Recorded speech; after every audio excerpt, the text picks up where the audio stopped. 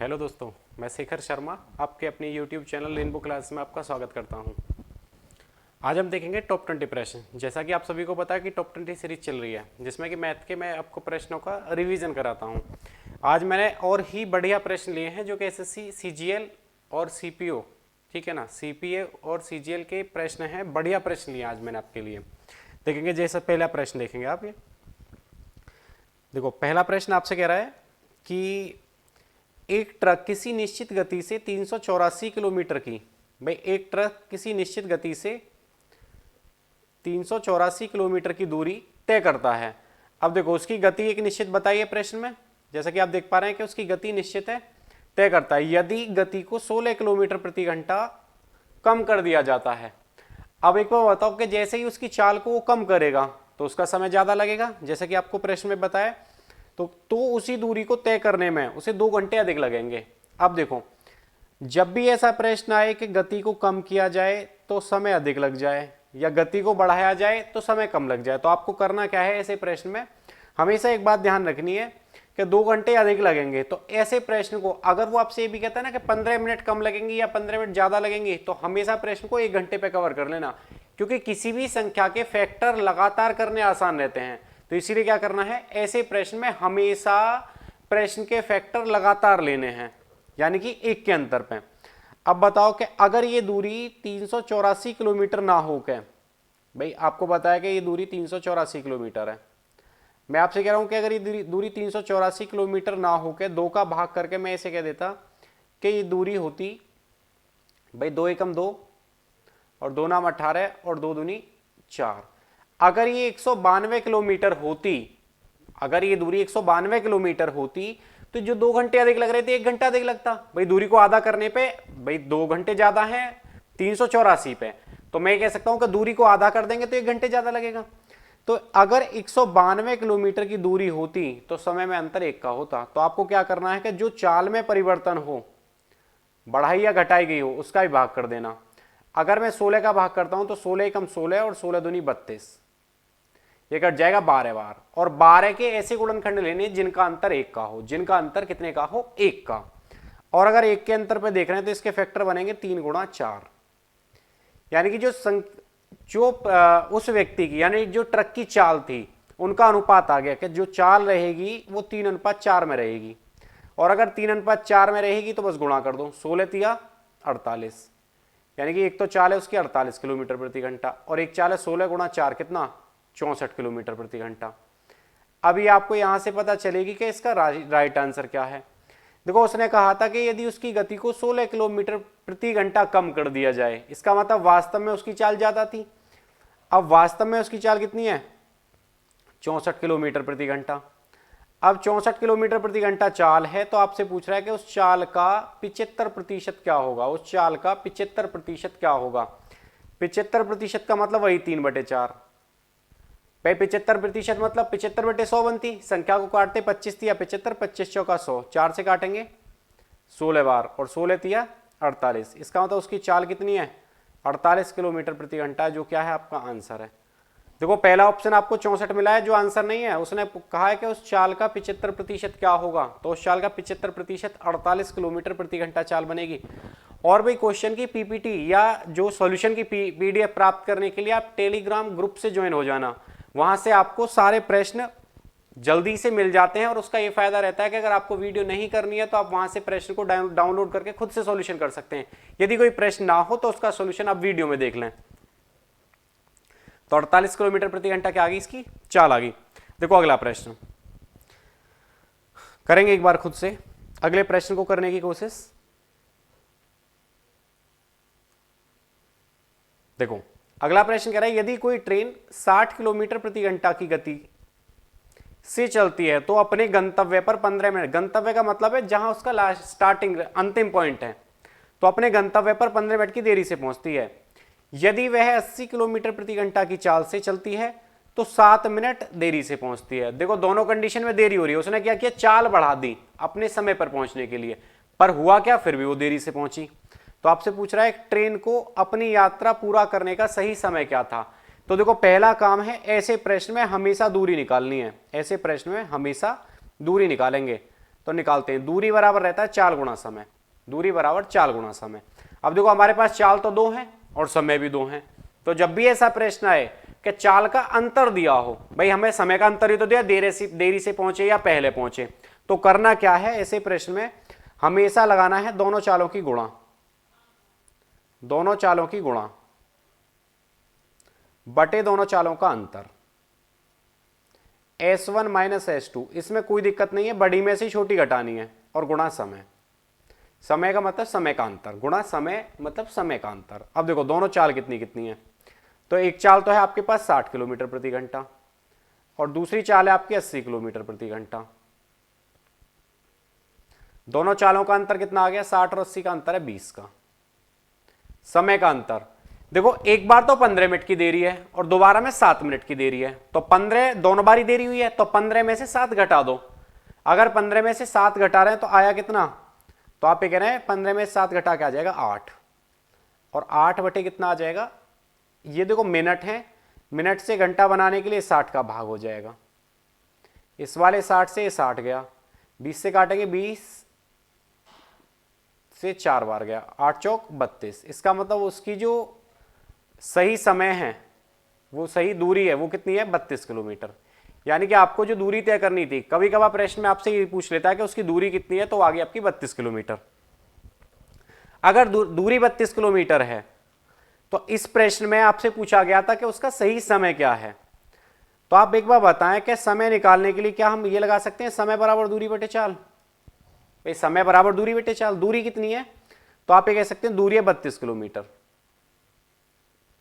चाल कितनी है आपकी, चाल है 60 किलोमीटर। आप किसी को भी ले सकते हैं, देखो किलोमीटर प्रति घंटा, अब देखो ये है किलोमीटर और ये है किलोमीटर प्रति घंटा, तो आप इसके मिनट बना लें, और अगर मिनट बनाएंगे कितने मिनट में, तो बटे 60 आएगा, 60 से 60 गया, तो मैं कह सकता हूं कि 32 मिनट में वो वहां पहुंचा होगा। अगर 32 मिनट में पहुंचता है तो उसने कहा कि 15 मिनट की देरी हो जाती है। अगर 15 मिनट की देरी हो रही है, इसका मतलब पहुंचने का समय 15 मिनट पहले का था, और 15 मिनट पहले का था, तो इसका मतलब सही समय क्या था पहुंचने का, तो सही समय था उसका कितना, 17 मिनट था उसका सही समय पहुंचने का। अपने गंतव्य पर पहुंचने का सही समय कितना था, तो आप ये कह सकते हैं 17 मिनट था। आप जरूरी नहीं है आप इसी से निकालें 60 से, आप 80 से भी निकाल सकते हैं। देखो 32 बटे 80 मिनट में बदलेंगे वही 60, 0 से 0 गई, 8 चौक 32 और 4 छिंग 24, यहां 24 मिनट आएंगी। यहां कितने मिनट की देरी हो रही थी, तो 7 मिनट की, 24 में से 7 घटा तो भी 17 ही आएगा। ठीक है ना, आप किसी से भी कर सकते हैं पेपर में, जिससे कैलकुलेशन आसानी से हो जाए आप उससे कर लेना। ठीक है, देखेंगे अगला प्रश्न।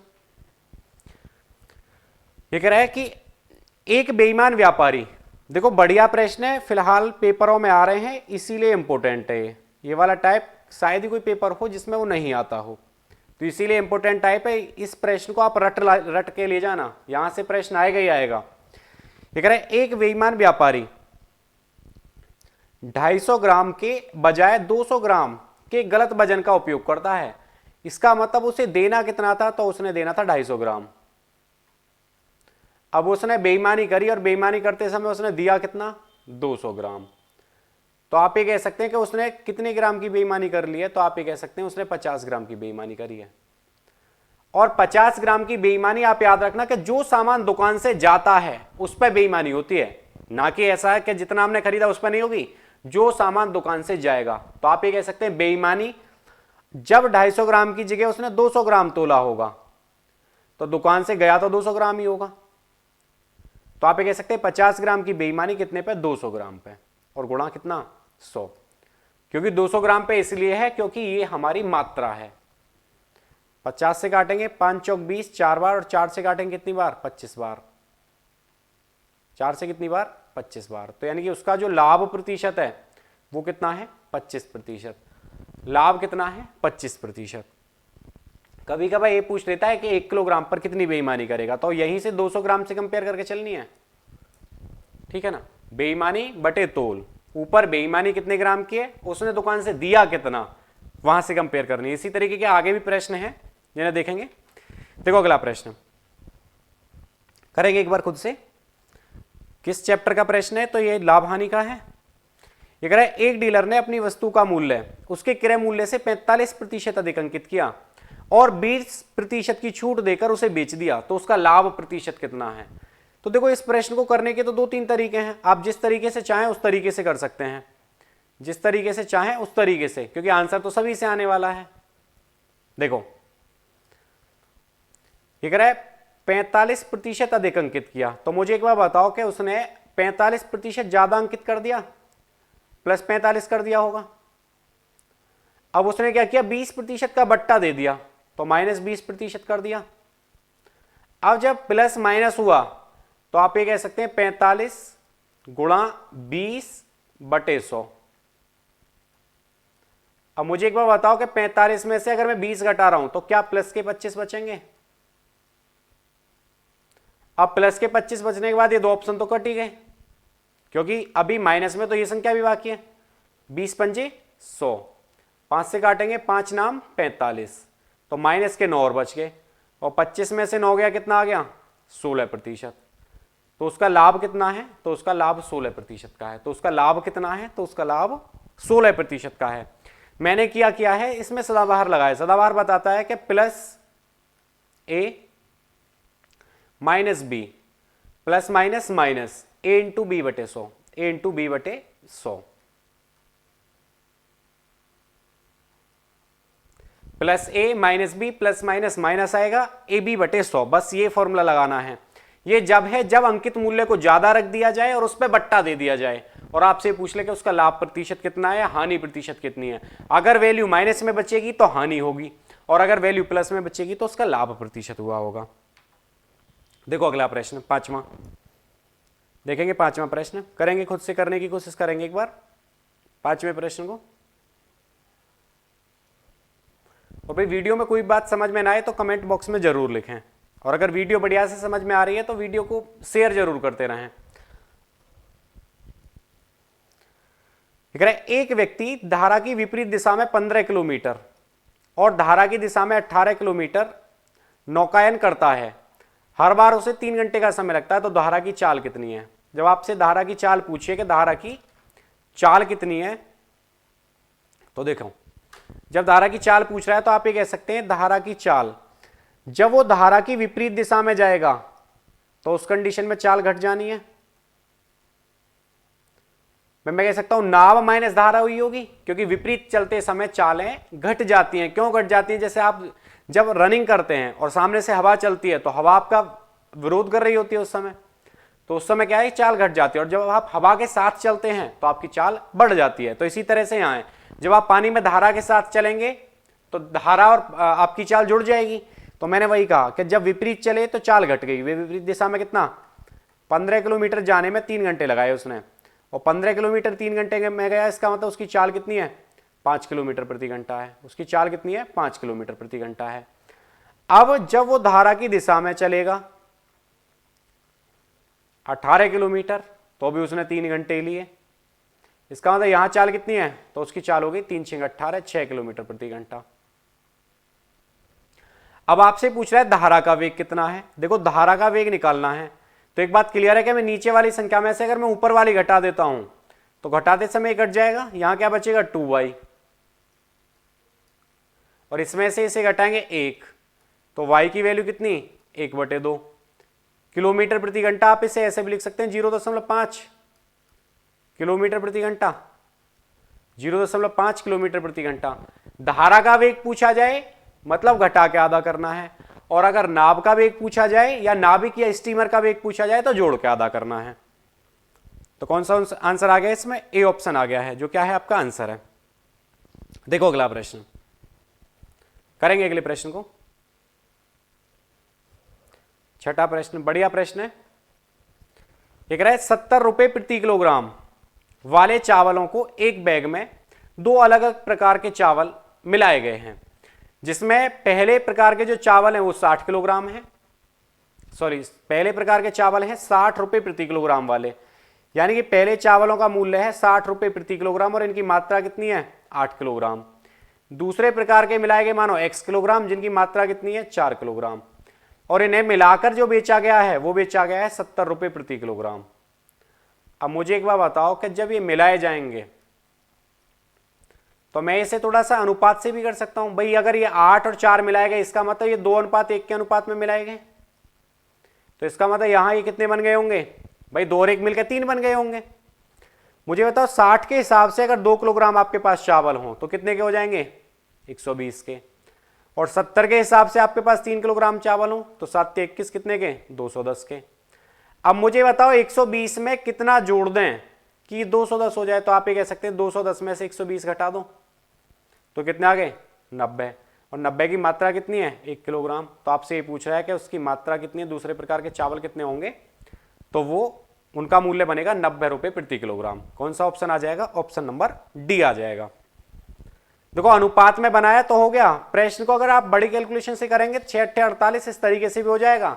लास्ट में बस 4 का भाग और करना होगा, जो इनका अंतर आएगा अंतर में 4 का भाग करेंगे। यहां भाग करने की जरूरत ही नहीं थी क्योंकि यहां वैल्यू अपने आप ही 1 बन रही थी, तो यहां भाग करने की कोई जरूरत नहीं थी। देखो प्रश्न संख्या 7, प्रश्न संख्या 7 बढ़िया प्रश्न है ये भी। प्रश्न संख्या 7 देखेंगे एक बार। 7वां प्रश्न बढ़िया है एकदम। देखो 7वां प्रश्न, ये आपसे कह रहा है कि एक स्टोर अपनी वस्तुओं को बेचने के लिए निम्नलिखित 3 योजनाओं की घोषणा करता है। इनमें से कौन सी क्रेता, देखो क्रेता का मतलब है ग्राहक, तो ग्राहक तो ये चाहेगा कि उसे ज्यादा से ज्यादा बट्टा मिले, ग्राहक को अधिकतम छूट प्रदान करती है। अब देखो ग्राहक के अनुसार कौन सा बट्टा ज्यादा है, तो यहां क्या करना है, समतुल्य बट्टा निकालना है। समतुल्य का मतलब यह है कि प्लस ए प्लस बी, जब भी समतुल्य बट्टा निकालना हो तो ये कह सकते हैं plus a plus b minus a b बटे 100। ये उनके समतुल्य का मतलब है बराबर बट्टा आ जाता है। मुझे बताओ 20 और 24 के समतुल्य अगर मैं बट्टा निकालने जाऊं पहले मैंने ए ऑप्शन लिया, 20 प्लस 24 माइनस 20 गुणा 24 बटे 100, तो 20 और 24 कितने, 44 माइनस भाई 0 से 0 काट दें, 24 दूनी 48, 4.8 ही आ गया। इसका मतलब आ गई 39.2%। ऑप्शन ए कह रहा है 39.2%। अब आते हैं ऑप्शन बी पे। ऑप्शन बी क्या कह रहा है आपसे, देखो ऑप्शन बी कह रहा है कि 5 खरीद पर 3 वस्तुएं फ्री, 5 की खरीद पर 3 वस्तुएं मुफ्त। अब 5 की खरीद पर 3 वस्तुएं मुफ्त हैं। जब भी ऐसा प्रश्न आए कि आपको इस तरीके से प्रश्न का सॉल्यूशन करना हो और ये बताना हो कि प्रतिशत में लाभ कितने का है ग्राहक के लिए, तो आपको ये लिखना है कि फ्री वाली वस्तु तो ऊपर और जो दुकान से कुल वस्तु गई है वो नीचे। फ्री वाली ऊपर, कुल वस्तुएं नीचे। मैं लिख दे रहा हूं फ्री ऊपर और दुकान से जो टोटल जाएंगी वो नीचे और गुणा 100। यहां से आपको पता चल जाएगा कि उसे बट्टा कितने प्रतिशत का मिला है। तो आप ये कह सकते हैं कि फ्री तो 3 ही है और दुकान से गई कितनी, 8 गुणा 100, और 3/8 गुणा 100 अगर सॉल्यूशन करके लाएंगे तो ये आ गया 37.5%। 37.5%।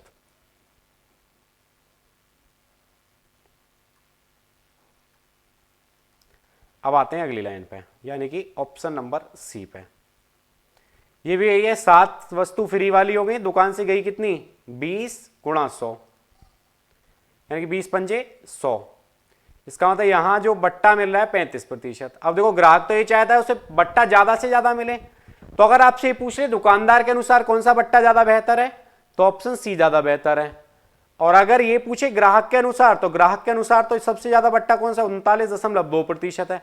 और 39.2% कौन से ऑप्शन पे आ रहा है, ऑप्शन नंबर ए। भाई इसमें कौन सा बट्टा ज्यादा ठीक है, तो ए वाला बट्टा ज्यादा ठीक है क्योंकि उसमें ज्यादा छूट मिल रही है। जब भी ऐसा प्रश्न आए समतुल्य बट्टा से कंपेयर करें, 2 के साथ 1 फ्री, तो फ्री वाली वस्तु ऊपर आती है और कुल वस्तुएं नीचे आती हैं और गुणा 100 हो जाता है। अब देखो अगला प्रश्न, ये भी बढ़िया प्रश्न है क्योंकि फिलहाल में यहां से प्रश्न पेपर में आ रहे हैं, चाहे वो गोला हो, चाहे वो शंकु हो, चाहे वो बेलन हो, चाहे वो घन हो या घनाभ हो। यहां से बेसिक प्रश्न फिलहाल में पेपर में पूछे जा रहे हैं। पहले क्या होता था, स्टैंडर्ड वाले प्रश्न आते थे, बेसिक प्रश्न नहीं आते थे। फिलहाल में बेसिक प्रश्न पेपर में आ रहे हैं। जैसे कह रहा है कि एक अर्धगोले की त्रिज्या 21 सेंटीमीटर है, और तो इसका आयतन क्या होगा यदि पाई का मान 22/7 लेना हो। अब एक बार बताओ कि जब अर्धगोला है तो अर्धगोले का आयतन जो रहता है, भाई देखो गोले का आयतन 4/3, अर्धगोले का 2/3, पाई आर क्यूब 2/3, पाई का मान 22/7, आर क्यूब मतलब 21 गुणा 21 गुणा 21, 21 गुणा 21 गुणा 21। अब देखो इस वाले 21 से तो 21 गया, 22 दूनी 44, और 21 का वर्ग कितना 441, बस गुणा करनी है, 44 एकम 44, लास्ट में 4 आना चाहिए। कौन से ऑप्शन में दिया है? पहले ऑप्शन में दिया जो आंसर है। भाई ज्यादा कोई सॉल्यूशन करने की जरूरत नहीं है, यहां तक सॉल्यूशन कर लिया, उसके बाद इकाई अंक को चेक कर लिया, क्योंकि मैं 44 की गुणा अगर यहां करता हूं तो लास्ट में 4 ही आना है, और 4 ही आना है तो केवल एक ही ऑप्शन में दिया है जो क्या है आपका आंसर है। बस इसके फॉर्मूले याद होने चाहिए, बाकी तो काम हो ही जाना है। चलो अगला प्रश्न देखेंगे, 9वां, बढ़िया प्रश्न है ये। एक गांव की जनसंख्या 24,000 है, यदि अगले वर्ष इसमें 4% की दर से कमी होने की संभावना है तो अगले वर्ष गांव की जनसंख्या क्या होगी। अब मुझे बताओ कि 4% की दर से कमी हुई है, जनसंख्या कितनी है 24,000। जब 4% की दर से कमी होगी तो जनसंख्या रह कितनी जाएगी, तो आप ये कह रहे हैं 96% रह जाएगी। ये वाली दोनों जीरो गई, अब संख्या बनी कितनी 240 गुणा, मैं इसे ऐसे लिख सकता हूं 24 चौका 96, और 4 को मैं ऐसे लिख सकता हूं 2 गुणा 2। इसका मतलब संख्या ये बन गई 24 दूनी 48 और 24 दूनी 48, इसका मतलब 48 गुणा 10। कैलकुलेशन आसान कर रहा हूं, 48 का वर्ग कितना, तो देखो 50 से संख्या 2 कम है, 25 से 2 घटा दो, जितनी संख्या 50 से कम हो उतनी ही 25 से घटा के लिख दें। 25 में से 2 गए कितने 23, और 2 का वर्ग कितना 0,4, और 1 0 लास्ट में बनी रही है क्योंकि गुणा में 10 भी चल रहा है। 48 का वर्ग होता है 23,04, बाद में 1 0, और ऑप्शन नंबर 2 आ गया। दूसरा ऑप्शन कह रहा है 23,04। बस देखो कैलकुलेशन जहां आपको ऐसा मौका मिले कि आप कैलकुलेशन को सॉर्ट कर पाए तो वहां आप बिल्कुल सॉर्ट करें, कोई दिक्कत नहीं है इसमें। आंसर से तो मतलब है, हमें इस बात से तो मतलब कैसे हुआ प्रश्न। देखो अगला 10वां प्रश्न, ये कह रहे हैं एक निश्चित राशि पर समान ब्याज दर पर 2 वर्ष में वार्षिक चक्रवृद्धि के अधीन चक्रवृद्धि ब्याज और साधारण ब्याज का अंतर उस राशि का 144% है। इसका मतलब क्या है कि आप अगर प्रिंसिपल को 100 मानते हैं, अगर आप मूलधन को 100 मानते हैं तो आपको अंतर बता दिया कि अंतर जो है वो मूल राशि का 144% है। अगर मूल राशि का 144% है तो 144 हो जाएगा। अब आपके पास प्रिंसिपल भी आ गया, डिफरेंस भी आ गया, आपसे दर पूछ रहा है, और आपके पास समय पहले ही दिया है, समय कितना 2 वर्ष, समय कितना 2 वर्ष। तो देखो 2 वर्ष का अंतर का फॉर्मूला रहता है अंतर बराबर मूलधन गुणा दर बटे 100 का स्क्वायर, अंतर कितने का तो 144 का, मूलधन कितना, तो मूलधन आपने माना है 100 रुपए, गुणा आर स्क्वायर बटे में कितना 100 गुणा 100। देखो इस वाले 100 से तो ये 100 गया, मतलब आप ये कह रहे हैं आर स्क्वायर बराबर कितना 144 गुणा 100 आ गया। मतलब आर की वैल्यू निकालना है तो ये आ गई 12, 144 12 का वर्ग है, और 100 किसका वर्ग है 10 का, और 12 गुणा 10 कितना 120%, यानी कि उसकी जो दर रही होगी वो 120% रही होगी। कौन सा ऑप्शन आ गया, ऑप्शन नंबर बी आ गया है। जब भी ऐसा प्रश्न आए 2 वर्ष के लिए आपको अंतर लेना हो तो ये वाला फॉर्मूला आप लगा देना, कोई दिक्कत नहीं है, आंसर देगा, क्योंकि 3 में से हमेशा 2 मान मिलेंगे, अंतर, मूलधन और दर, हमेशा 2 मान अवश्य मिलेंगे आपको। देखो अगला प्रश्न 11वां प्रश्न देखेंगे।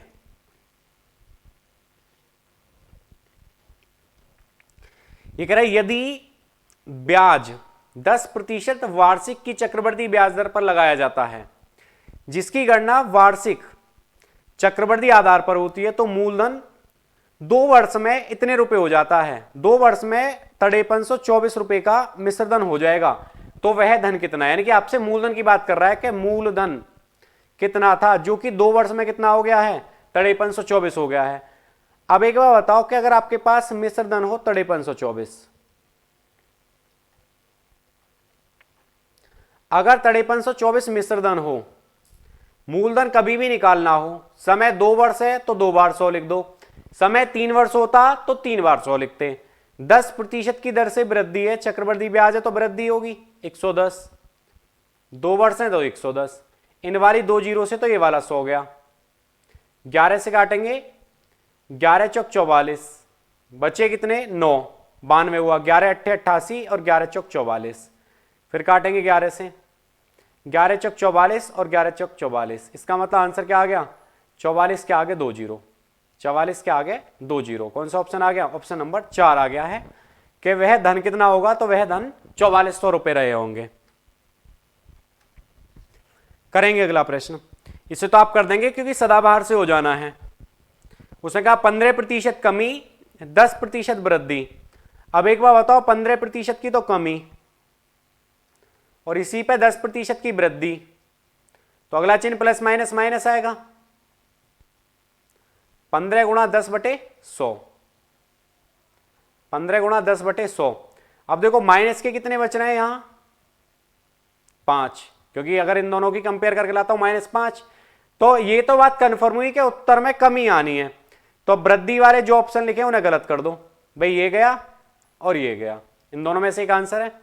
अब एक बार बताओ माइनस के 5 में माइनस के कितने जोड़ेंगे, तो इस वाली जीरो से तो जीरो गई, माइनस के 1.5 और आ गए, तो कितना आ गया, माइनस का 6.5, माइनस का 6.5%, तो आंसर आ गया 6.5% की कमी हो जाएगी, 6.5% की कमी हो जाएगी। देखो अगला प्रश्न, ये तो बहुत ही आसान प्रश्न है जो कि पेपर में पूछा है। ये कह रहा है 3 घंटे में 162 किलोमीटर की दूरी तय करती है, तो 5 घंटे में कितनी दूरी तय करेगी। मुझे बताओ 162 किलोमीटर जाने में 3 घंटे, तो 5 घंटे में कितनी दूरी, डायरेक्ट हो जाना है, 3 से काटेंगे, 3 पंजे 15, एक बचा 3 चौक 12 और 54 गुणा 5, तो 5 चौक 20 और 5 पंजे 25, 25 और 2 27, तो आंसर आ गया वह कितनी दूरी तय करेगी, तो 270 किलोमीटर, वह कितनी दूरी तय करेगी, तो 270 किलोमीटर दूरी तय कर लेगी। कौन सा ऑप्शन आ गया, ऑप्शन नंबर डी आ गया है आपका। अगला प्रश्न देखो, ये भी बढ़िया प्रश्न है, समय कार्य का, समय कार्य का एकदम बढ़िया प्रश्न है। ये कह रहा है एम एक कार्य को 12 दिन में और एन उस कार्य को 24 दिन में पूरा कर सकता है।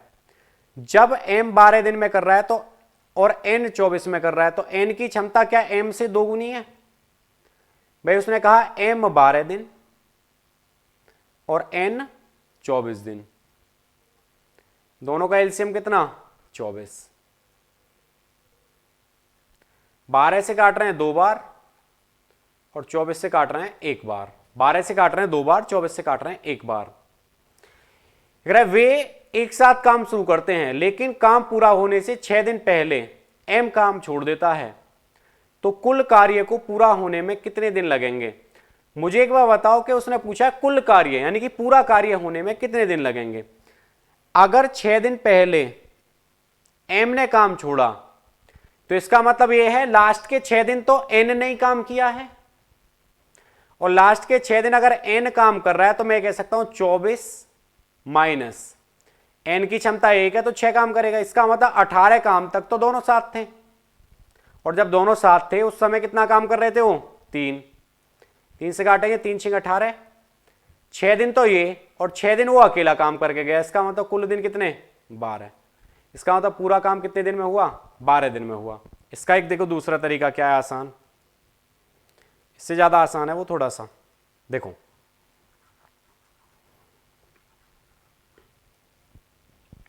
जैसे आपके घर मिस्त्री काम करने आते हैं, तो अगर कोई मिस्त्री स्टार्टिंग में दिक्कत करता है, काम नहीं करता है, तो आप क्या करते हैं उसका हिसाब करके उसे भगा देते हैं और अगर मिस्त्री जब काम समाप्त होने वाला हो या लेंटर डलने पे बात आ जाए उस समय दिक्कत करे तो आप उस पर जबरदस्ती काम करा लेते हैं। तो उसी तरीके से यहां करना है। अब देखो काम समाप्त, इसने कहा काम पूरा होने से 6 दिन पहले एम ने काम छोड़ा। अब 6 दिन पहले एम काम छोड़ रहा है तो इस पर जबरदस्ती काम करा लो। जबरदस्ती का मतलब है इस पर 6 दिन काम कराओ और जोड़ दो। मुझे बताओ एम की क्षमता कितनी है, तो एम की क्षमता, एम की जो एफिशिएंसी है वो 2 है। तो एम कितना काम करेगा 12, 24 और काम जबरदस्ती करा रहे हैं, इसका मतलब काम बन गया 36। अब आपने किसी को जाने थोड़ी दिया भाई, काम में एम भी रहेगा और एन भी रहेगा, तो दोनों मिलकर कितना काम करेंगे 3, 3 से काट दो, 12 या 36, इसका मतलब पूरा काम कितने दिन में 12 दिन में, जो क्या है आपका आंसर है ऑप्शन नंबर ए आ गया है। अगर कोई प्रश्न समझ में ना आए तो वीडियो को रिवाइज करके देख लेना। देखो अगला प्रश्न लिख रहा है एस ने 40 रुपए प्रति किलोग्राम मूल्य वाली चीनी खरीदी, रुपए एक्स प्रति किलोग्राम की दर से बेच दिया। वजन तोलने वाली मशीन में खराबी के कारण 1 किलोग्राम का वजन दिखाती है जबकि वास्तविक वजन 800 ग्राम है। यानी कि उसने क्या है कि वजन तोलते समय फिर बेईमानी कर ली। भाई देना 1000 ग्राम था, दिया कितना 800 ग्राम, इसका मतलब यहां भी वो बेईमानी कर गया। तो उसका लाभ प्रतिशत, यदि उसका लाभ 30% है तो एक्स का मान कितना है। तो देखो जब भी ऐसा प्रश्न आए कि सामान के वजन में भी बेईमानी हो जाए और उसके बाद कि उसने कुछ लाभ भी लिया हो और फाइनल लाभ इतना हुआ हो, तो करना क्या है, आपसे पूछ रहा है एक्स का मान कितना है। मुझे बताओ 40 रुपए प्रति किलोग्राम की दर से उसने सामान खरीदा, एक्स किलोग्राम से बेच दिया, मशीन में खराब होने के कारण अब उसने दिया कितना 800 ग्राम, कितने ग्राम की जगह 1000 ग्राम की जगह, और उसने लाभ भी कमा लिया। कितने प्रतिशत का लाभ 13% का लाभ। तो मैं कह सकता हूं 13% का, सॉरी 30%। तो आप ये कहेंगे कि 100 वाली वस्तु 130 में गई होगी, जब भी तो 30% लाभ होगा। 1 2 3 4, 1 2 3 4।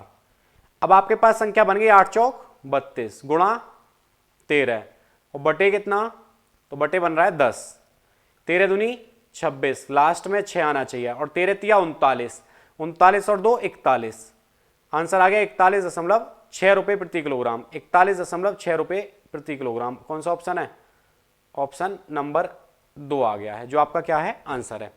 प्रश्न बढ़िया था, बस प्रश्न को थोड़ा सा समझना था कि जैसे जैसे वो बेईमानी कर रहा है उसकी कंपेयर उसी तरीके से कर लाओ। देखो अगला प्रश्न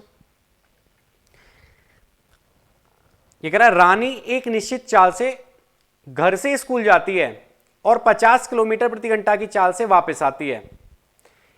यदि उसके घर और स्कूल के बीच की दूरी 20 किलोमीटर है और पूरी यात्रा में उसकी औसत चाल 37.5 किलोमीटर प्रति घंटा है, तो घर से स्कूल तक की उसकी चाल कितनी थी।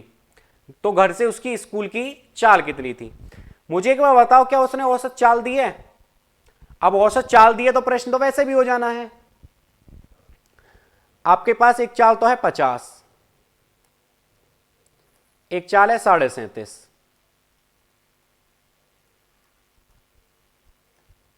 और अगली चाल आपसे पूछ रहा है कि अगली चाल क्या होगी।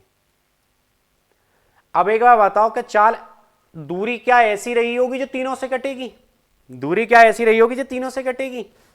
तो मैं कह सकता हूं 50 और 37.5 का आप एलसीएम ले जाएं, तो 50 और 37.5 का एलसीएम बनेगा 300। 50 से काटेंगे 6 बार, 37.5 से काटेंगे तो 37 दूनी 74 एक 75, और इससे कटेगी संख्या 8 बार। मुझे बताओ 37.5 औसत चाल है, इसका मतलब 37.5 की चाल से वो जाने में 8 घंटे लेगा, तो वापस आने में भी 8 घंटे लेगा। यही बात है भाई, औसत चाल का मतलब यह है कि जाने में 8 घंटे तो आने में भी 8 घंटे। जिसमें आपको एक बात क्लियर उसने बताई है कि वो जब 300 किलोमीटर जाता है तो 50 की चाल से जाता है तो 6 घंटे ले लेता है, और पूरी यात्रा में उसे 16 घंटे लगने हैं। 16 में से अगर 6 घंटे यहां लगा दिए तो क्या 10 घंटे यहां लगाए होंगे उसने, और अगर 10 घंटे यहां लगाएगा तो यहां उसकी चाल क्या रही होगी 30 किलोमीटर प्रति घंटा। यहां चाल कितनी रही होगी 30 किलोमीटर प्रति घंटा। यही आपसे पूछ रहा है कि उसकी चाल कितनी है, तो आंसर आ गया 30 किलोमीटर प्रति घंटा रहेगी। घर से स्कूल तक आने में उसकी चाल, घर से स्कूल तक आने में उसकी चाल कितनी रहेगी 30 किलोमीटर प्रति घंटा रहेगी। देखो अगला प्रश्न, प्रश्न संख्या 17 क्या कह रहा है आपसे। ये कह रहा है रवि एक दीवार को 6 घंटे में सजा सकता है। इसका मतलब रवि एक दीवार को 6 घंटे में सजा रहा है, जबकि अंकिता उस दीवार को 10 घंटे में सजा सकती है। अंकिता उस दीवार को 10 घंटे में सजा सकती है, तो दोनों का एलसीएम ले लें। दोनों का एलसीएम लेंगे तो 6 और 10 का एलसीएम आ गया 30। इसका मतलब रवि की स्पीड 6 पंजे 30 5 है, और अंकिता की स्पीड 10 या 30, उसकी स्पीड 3 है। वे एक साथ मिलकर कार्य करते हुए दीवार को कितने घंटे में सजा देंगे, मुझे बताओ। 30, और जब एक साथ मिलकर करने आएंगे तो दोनों की क्षमता जुड़ जानी है भाई, दोनों की एफिशिएंसी जुड़ जाएगी। तो दोनों की क्षमता कितनी बनेगी, 5 और 3 8। 8 से काटेंगे, 8 या 24, बचे कितने 6, 60 हो जाएगा। 8 सत्ते 56, 8 सत्ते 56,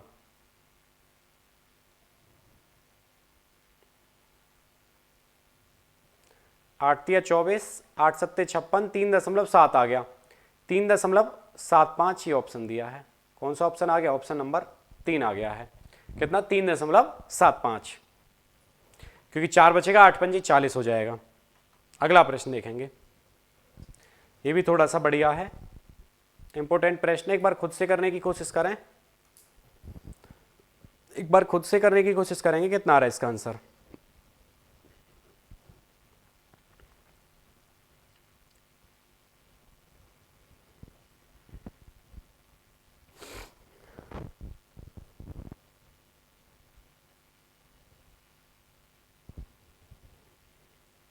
देखो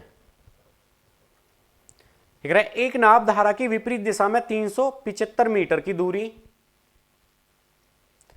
30 मिनट में तय करती है और 18 मिनट में वापस प्रारंभिक बिंदु पर आ जाती है। तो शांत जल में नाव की चाल, इसका मतलब पहले तो लिखनी है नाव, और धारा की चाल का अनुपात कितना है फिर लिखनी है धारा। अब एक बार बताओ कि जब मैं यहां नाव को धारा के साथ चलाऊंगा तो पहले तो x प्लस वाई आएगी, तो आप इसे यहां ऐसे लिख सकते हैं कि x प्लस वाई का मान कितना, तो 375 जाने में उसे लगी 30 मिनट, विपरीत दिशा में लग रही है 30 मिनट। इसका मतलब क्या है कि x माइनस वाई है, और जब वो धारा के साथ आया तो इसका मतलब 375 जाने में उसे लगी 18 मिनट। तो नाव की चाल निकालने के लिए जोड़ के आधा करना है और धारा की चाल निकालने के लिए घटा के आधा करना है। तो संख्या अगर कट रही है काट लें, ये कट जाएगी 15 से, 15 दूनी 30, 15 पंजे 75, और 15 से काटेंगे 15 दूनी 30। ऐसी संख्या कट रही है आपकी 3 से, 3 चिंग 18, 3 से काटेंगे 3 एकम 3, और 3 दूनी 6, और 3 पंजे 15। इसका मतलब एक चाल तो है, जोड़ के आधा 25/2 प्लस 125/6, जोड़ के आधा कर दें, और एक बार आएगी घटा के आधा, 25/2 और माइनस 125/6 का आधा।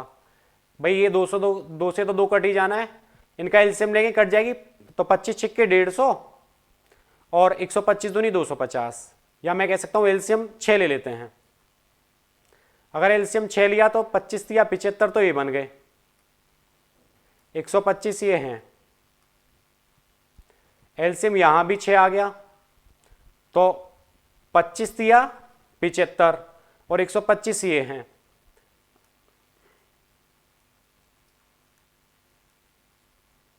इस 6 से तो 6 गया, 125 और 75 ये तो बनी 200,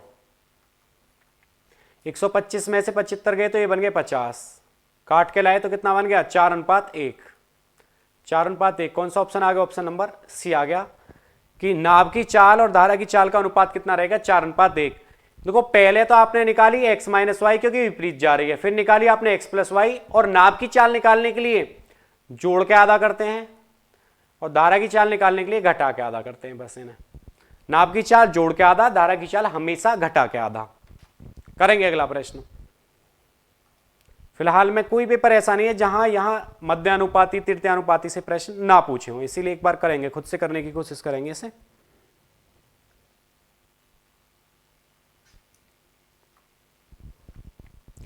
ठीक है, यदि ए और बी 2:7 अनुपात है तो और ए और बी का तृतीयानुपाती कितना है 343 है, तो बी माइनस ए का मान क्या होगा। अब मुझे बताओ कि बी माइनस ए पूछ रहा है, बी माइनस ए पूछ रहा है, तो बी का मान कितना है 7 और ए का मान कितना है 2।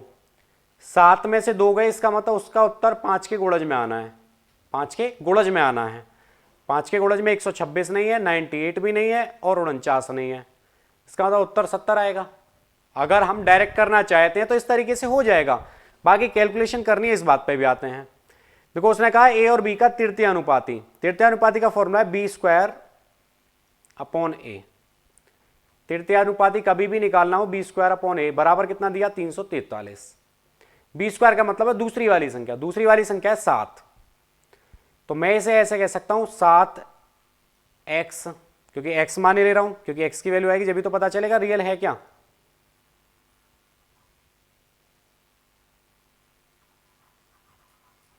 देखो मैं ऊपर लिख सकता हूं 7x × 7x बटे, क्योंकि x इसलिए मानो क्योंकि अनुपात में दिए हैं, नीचे कितना 2x बराबर कितना 343। 7 से काटेंगे 49 बार, 7 से काटेंगे 7 बार, x से x गया तो x का मान कितना आ गया 7 दूनी 14। आपसे पूछ रहा है कि इनका अंतर कितना होगा, तो देखो a का मान तो 14 दूनी 28 और b का मान 14 × 7 कितना 98। 98 में से 28 घटा दो, उत्तर कितना आ गया 70, जो कौन सा ऑप्शन है, ऑप्शन नंबर ए है। पेपर में आए तो आप इसे डायरेक्ट अनुपात मेथड से कर सकते हैं, कोई दिक्कत नहीं है उसमें। देखेंगे अगला प्रश्न, ये यूपीएसआई का प्रश्न है जो 2021 में एग्जाम हुआ था, यूपीएसआई 2021, और ये बढ़िया प्रश्न है इसीलिए मैंने यहां रखा है सीरीज में। ये कह रहा है 3 की उच्चतम घात ज्ञात करें जिससे 63 फैक्टोरियल को पूरी तरह से विभाजित किया जा सके। जब भी ऐसा प्रश्न आए कि किसी भी संख्या की उच्चतम घात पूछ ले तो आपको क्या करना है, उसी का भाग कर देना है उसमें। 3 दूनी 6, 3 एकम 3, 3 से काटेंगे 3 सत्ते 21, 3 से काटेंगे 3 दूनी 6। अब जब तक भाग देना है, जब तक जिस संख्या से आप भाग दे रहे हैं उससे छोटी संख्या ना आ जाए। अब तो 3 से छोटी संख्या आ गई तो आपको क्या करना है 63 छोड़ देना है, बस बाकी 21 + 7 और +2 बस इन्हें जोड़ दो, बस ये आपका उत्तर है। 21 और 7 कितने 28, 28 और 2 कितने 30, जो आपका क्या है आंसर है। कौन सा ऑप्शन आ गया, ऑप्शन नंबर डी आ गया है, जो क्या है आपका आंसर है। तो उम्मीद करता हूं यहां तक प्रश्न बढ़िया से समझ में आए होंगे। और भाई वीडियो को शेयर करते रहें, और अगर कोई बात समझ में नहीं आती है तो उसे आप कमेंट बॉक्स में जरूर लिखें। बाकी मिलेंगे इसी मेहनत के साथ अगली वीडियो में। अगर आप सभी का सपोर्ट रहा तो हम टॉप 20 जीके की सीरीज भी लेके आएंगे अगली वीडियो में।